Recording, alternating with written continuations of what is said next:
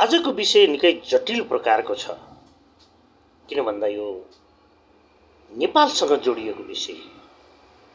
अब एउटा अहिले घम्साघम्सीको विषय के छ भन्दा कि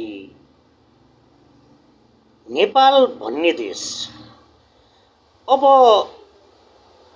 पुरानो शासन प्रणाली, पुरानो तरिकाले हामी अगाडिको समस्यालाई फेस गर्न सक्छौँ कि सक्दैनौँ, मेन जटिल प्रश्न यहाँ उब्जिरहेको छ अहिले। र कुन विषयमा नेपालले साँच्चै धावा बोल्नुपर्छ र परिवर्तन जटिल तरिकाले अगाडि बढ्नुपर्छ,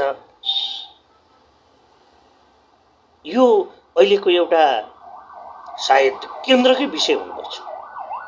हामी पुरानो ढङ्गले अगाडि जान सक्छौँ कि सक्दैनौँ, एउटा प्रश्न त्यहाँ छ। र त्यो प्रश्नमाथि नयाँ युवाहरूको विद्रोहले हामी अब नयाँ ढङ्गले जानुपर्छ, पुरानो तरिकाले नेपाललाई अगाडि लान सकिँदैन भन्ने पोइन्टमा चाहिँ पुर्याइदिएको छ।